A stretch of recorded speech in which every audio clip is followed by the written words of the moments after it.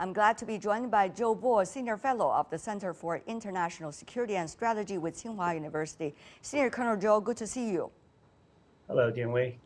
Thank you so much for joining us while you are traveling around the world.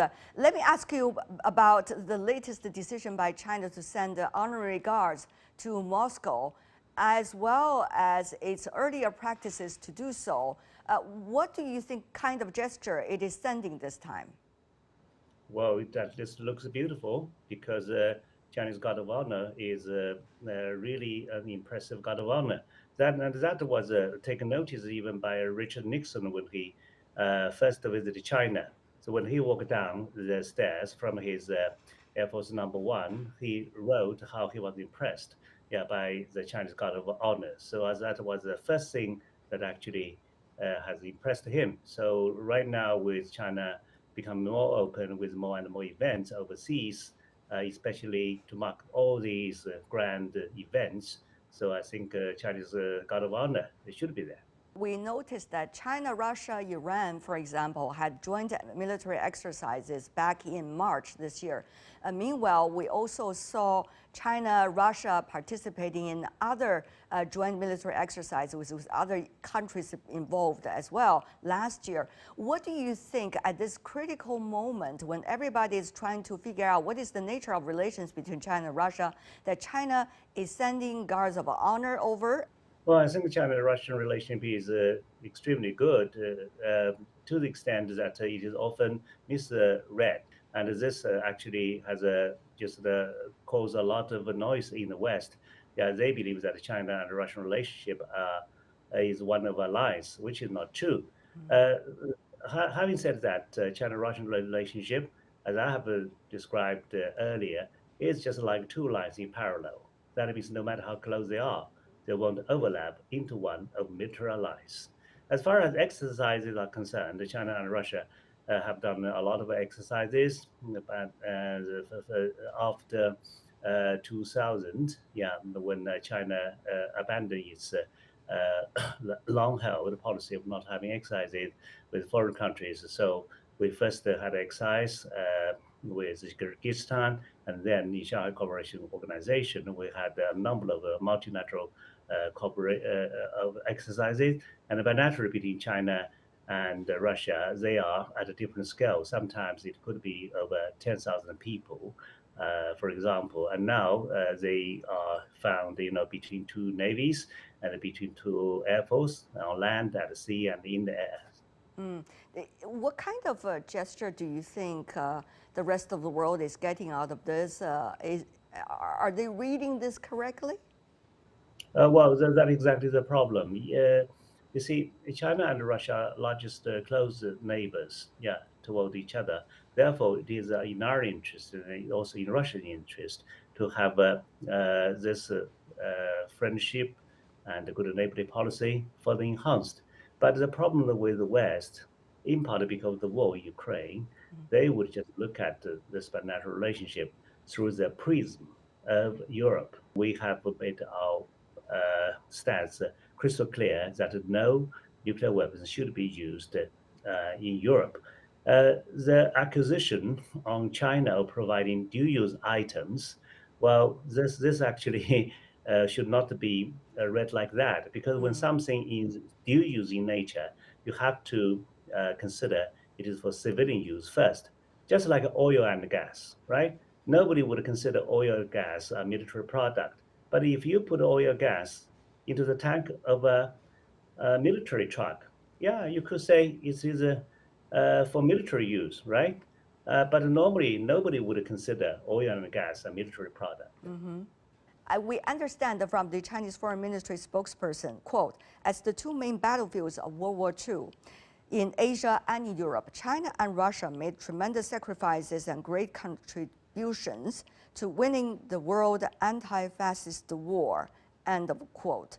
Now, how do you think, Senior Colonel Zhou, China is articulating the roles of itself and also of Russia in terms of how much contribution it did to the end of the Second World War, and why is it so relevant today that it's such a becoming strong message coming from China? I think it's a good question. About the sacrifices made by China and Russia, I think nobody would, disagree to that because that is a fact, a big fact.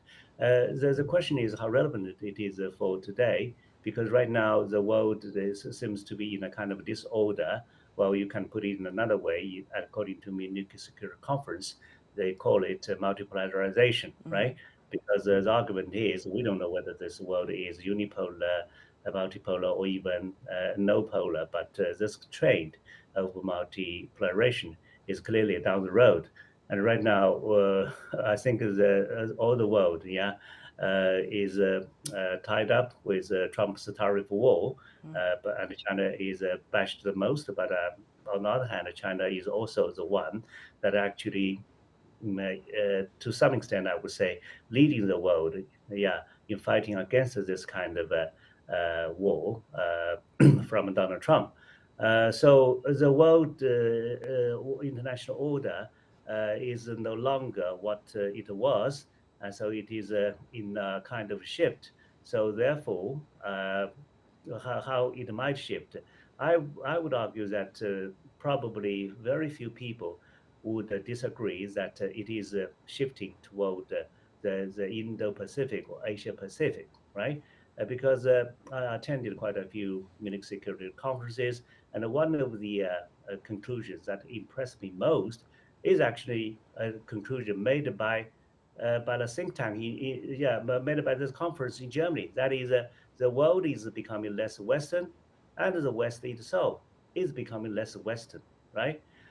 So I think with this kind of international geopolitics shift moving toward our region, where China is standing in the center, I think we need to think what this means for the world and how China should be better positioned to show its international responsibilities. Let me ask you more specifically, the kind of mechanism commonly recognized since the end of the Second World War, do you see that is in paralysis? How do you see that is being transformed? Many countries are engaging in so many multilateral or bilateral discussions. China here is talking to everybody. Russia, since it is also the topic of today, is talking to the United States, is talking to many Asian economies, Iran, and also India as well. Well, if you talk about security architecture, you have to consider, what is supporting the security architecture. That is a kind of international order or world order. This order itself is changing, but it is not what the West has described as a kind of a liberal international order. I never buy this concept of liberal international order, because if there is a kind of a liberal international order after the Second World War, then you obviously have neglected a lot of major events. For example, after the Second World War, there are events such as the independence of 51 African countries. You can imagine how many countries, 51 countries' independence. Of course, it's a major event. And there is a rivalry of two camps, one led by Soviet Union, another led by the United States. And then there is China's tremendous influence in the third world, and even India's influence in the non-aligned movement, and of course China's rise, right? So I think the period that looks somewhat like a liberal international order at best is 15 years' time also after the dissolution of the Soviet Union and before the full rise of China. That is how this liberal international order looks at best. But even that is not so true, because even during that period of time, China was developing so quickly, right? So if we do not have this kind of liberal international order, then of course the conclusion is, people are equal, nations are equal. So how could we just coexist and thrive together? If you believe the order is a liberal international order, if you see it fall, if you see Western democracy in steady decline, then you would wonder why, and then your narcissism start to hurt. Then, of course, you start to look for enemies, and that is exactly what the United States has been doing. But if you know that the international order is but a hybridation and coexistence of all kinds of the nations, cultures, civilizations, religions, then of course the conclusion is clear that you have to coexist with others, right? So, and this is how we should look at this world. So I believe, yeah, with all these kind of phenomena cropping up, which is totally understood, but something indisputable is happening. That is a geopolitical shift from the west, yeah, to the east, yeah, focusing in the Indo-Pacific region. Even the United States knows that. That is why they want to come to this region. I don't believe the United States just want to come to this region to contain China. That might be part of the purposes, but they also want to catch the train that is moving fast, right? Senior Colonel Zhou. One thing is we see more tendency from the United States to let countries to choose. I think this black and white choices Yeah. were first proposed by George W. Bush, right? Either you're with us or you're with our enemy. But no countries are stupid. I think they are now just using a very clever way of taking sides. That is, they're not taking sides with either China or the United States. They're taking sides with issues. Yeah, on this issue, I'm with you. On that issue, I'm with him. So you never know. Yeah, with whom I'm actually standing. So no nations are just as stupid. But I would say that I believe even before this tariff war launched by Donald Trump, Americans' image is already going down in spite of Biden's efforts. For example, last year in Southeast Asia, for the first time, yeah, China's approval rate actually exceeds that of Americans' approval rate in Southeast Asia. That, of course, has a lot to do with Gaza, right? And now with Trump's war, you can imagine, yeah, how the people in the world would feel about him, yeah, about his indiscriminative, yeah, the bashing on all countries. The other thing, which I think is also very interesting, Senior Colonel Zhou, for example, Opium War. We saw also that the Boston Tea Party, going back to the U.S. history, we also see different kinds of military interactions or entanglement as a result of economic and trade issues.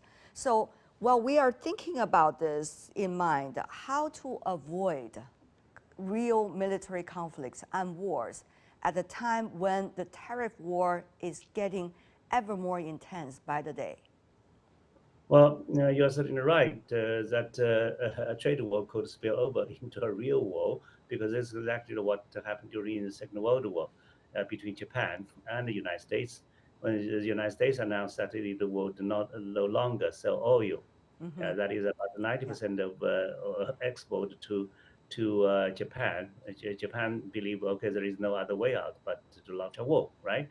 But it might be like that, but there is no guarantee that a trade war will definitely lead to a real military conflict.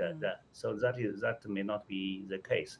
And I believe between China and the U.S., there are only two situations where we might have a conflict. One is in South China Sea, another is in Taiwan Strait. Yeah, and I always believe that in South China Sea, it is more likely. Why is that? Because no matter what China says, the United States will continue to send, aircraft, ships, drones, satellites, to come for closing reconnaissance and surveillance, in spite of China's protest.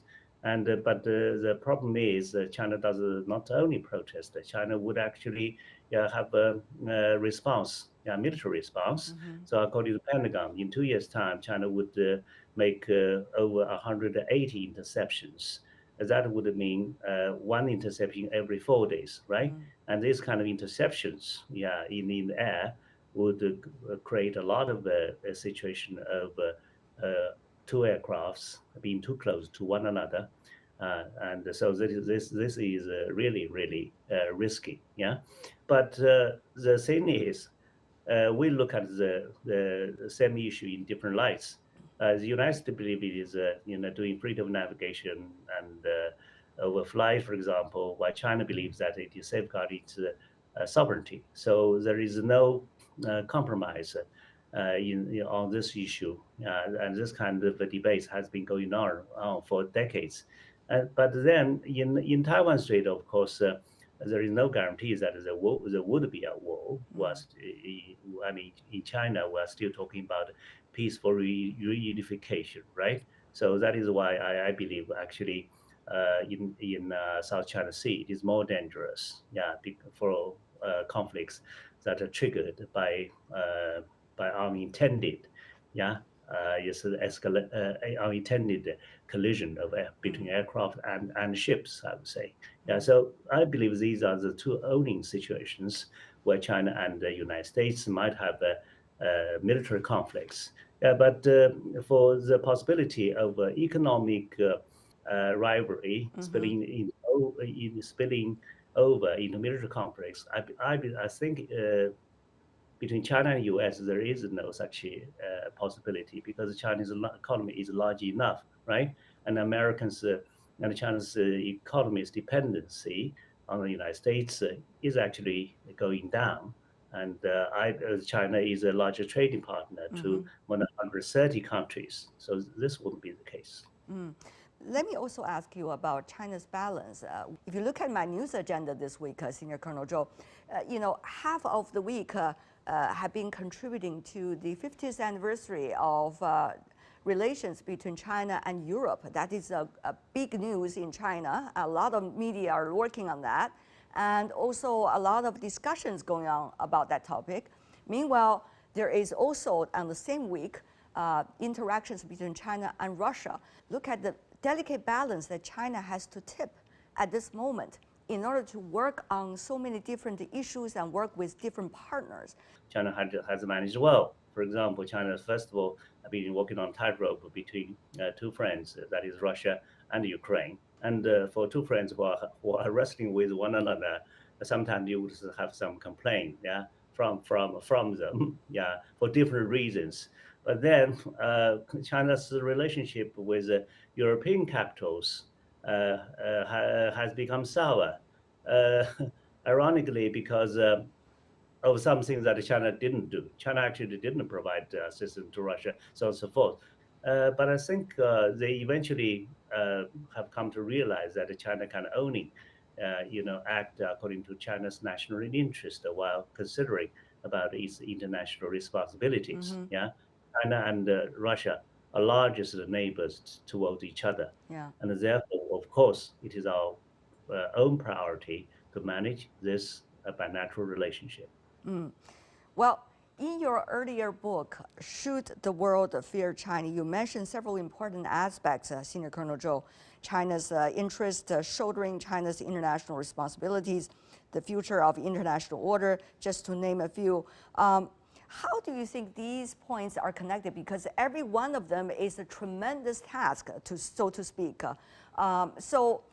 Would China be able to manage these different tasks at the same time well, while seeing the world going into very different issues every day as a result of rhetorics from one place or another?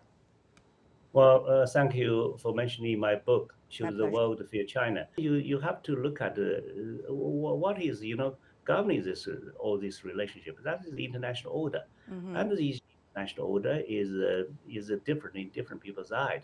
So as a Chinese, how would you think about this international order? So which is different from a Western view. So that is a kind of natural process. If you look at a specific issue, eventually you would just try to find out, okay, what is behind all this? Senior Colonel Zhou Bo, Senior Fellow from the Center for International Security and Strategy at Tsinghua University. Thank you so much, sir, for joining us. Appreciate it. Thank you.